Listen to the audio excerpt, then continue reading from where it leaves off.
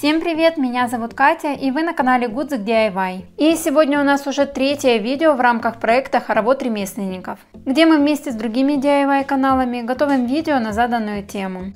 Работы других авторов вы увидите в конце этого видео, а по ссылкам в описании сможете найти их каналы и посмотреть мастер-классы понравившихся работ. Для начала вырезаю силуэт будущей тыквы. Для этого обвожу тарелочку так, чтобы круги заходили друг на друга.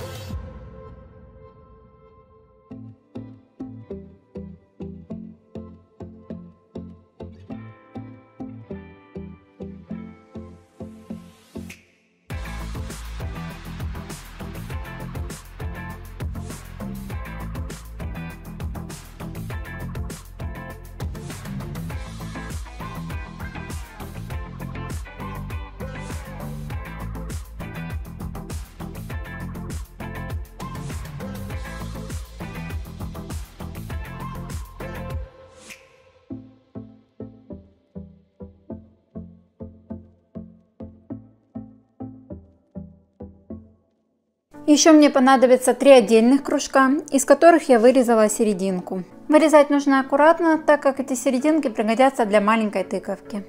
Большие кольца приклеиваю внахлёст друг на друга. И теперь нужно заклеить все некрасивые срезы салфетками.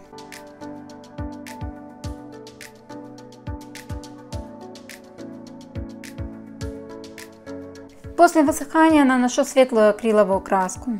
Если хотите сделать состаренный эффект, то покрасьте сначала в темный цвет.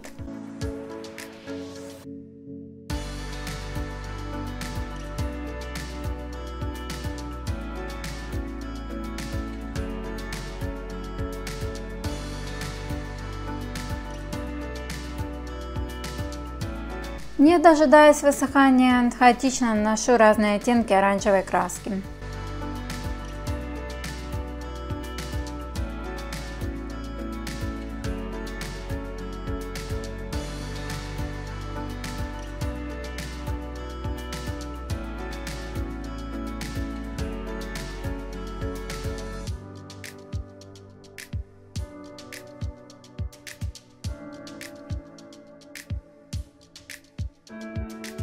И уже после полного высыхания прохожусь мелкозернистой наждачкой, особое внимание уделяя выступам и краям.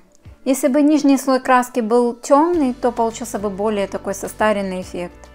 Осталось только покрыть акриловым лаком.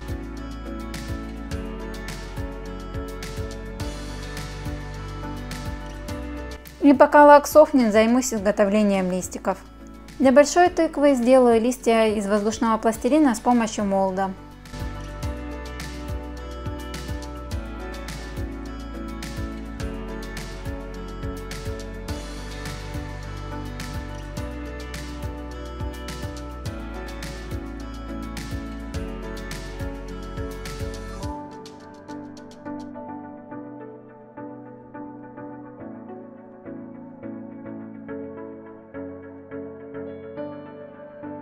Склеиваю по 4 листика между собой на ПВА.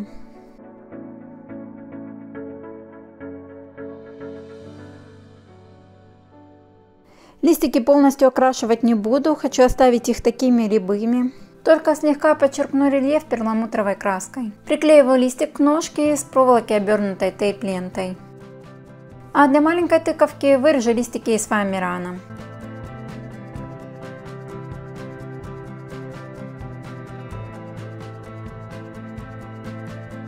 Немножко затонирую их краешки масляной пастелью.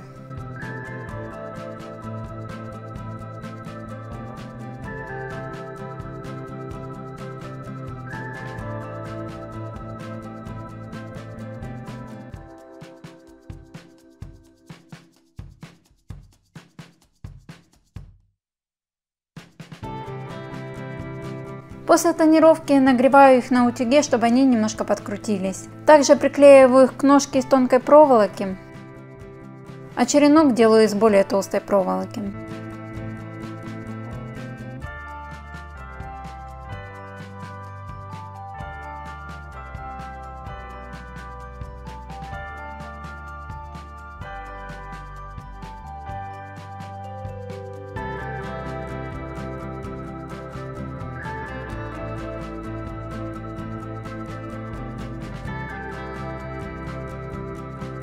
Первая тыковка готова, осталось только украсить ее сахарными ягодками.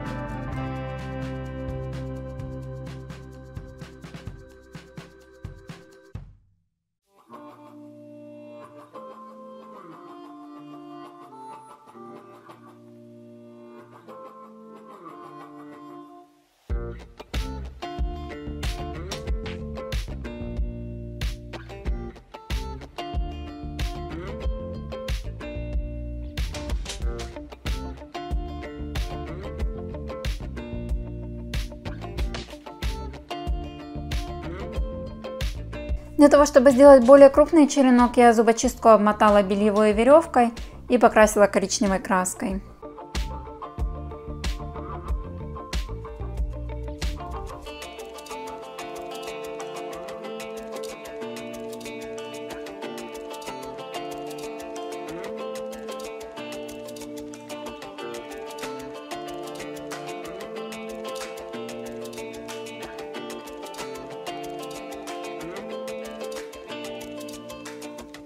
Ну все, наши замечательные тыковки готовы. И второй вариант тыковок. Их можно сделать более реалистичными в зависимости от размера и цвета, в который вы решите их окрасить. Такой декор легко хранить, и занимать он будет совсем мало места, что, мне кажется, немаловажно для сезонного декора. Нам понадобится цементная смесь и капроновые носки. Просто наполняем носок смесью, можно вставить небольшой стаканчик, чтобы сделать кашпо или вазочку. Главное, чтобы внутренняя форма была из тонкого пластика, который вы без труда сможете потом вытащить. Осталось только сделать характерные для тыквы дольки. Я взяла прочную пряжу, но можно взять, например, канцелярские резинки. Так, наверное, будет даже удобнее.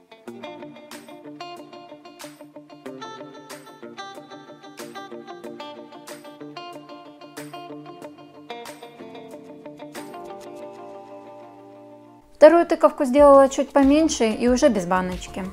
На ней дольки получились уже более явные, потому что легче было натянуть плотно нить. Я в свою смесь добавила многовато песка, из-за чего тыковки получились не очень прочные, и верхний слой буквально осыпался. Поэтому я загрунтовала поверхность разбавленным ПВА, чтобы краска ложилась лучше.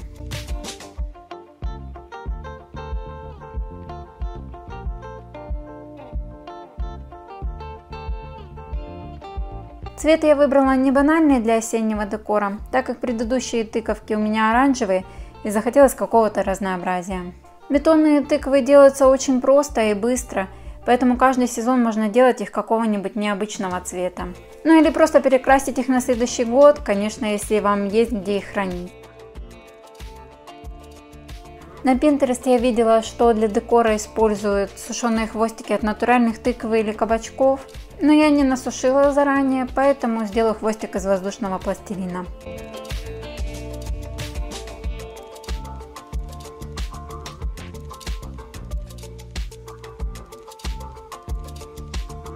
И пока пластилин сохнет, высохла и краска на самой тыкве. Ее нижнюю часть, как и сам хвостик, решила покрасить в бронзовый цвет.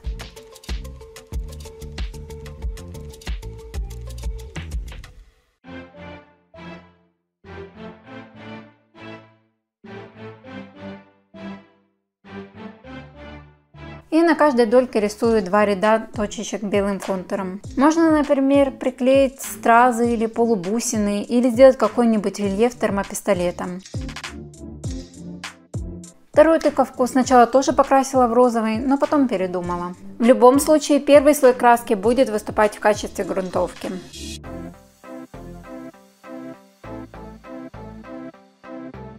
Декорировать ее буду вот такими вензелями. Я заполняла молд воздушным пластилином, просто потому что у меня не было другой массы для лепки.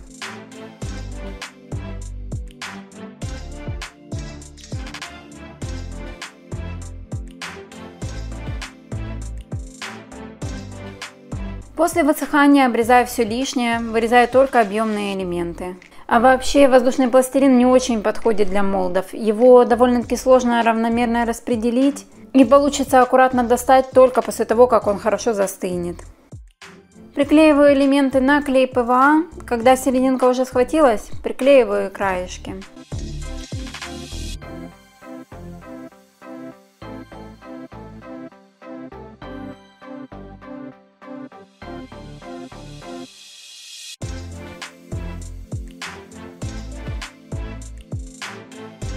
Теперь крашу всю поверхность в светлый цвет, особенно тщательно прокрашиваю весь рельеф.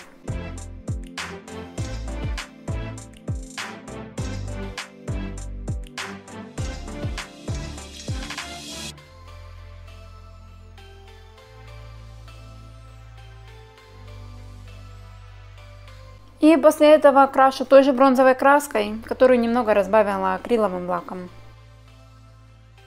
В технике сухой кисти выделяю лепнину.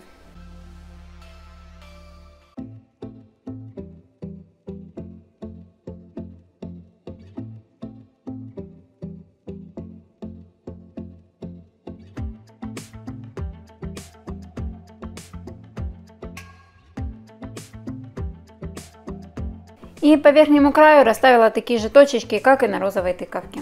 Спасибо за внимание. Надеюсь, что тыковки вам понравились. Ну а теперь давайте посмотрим работы других участников.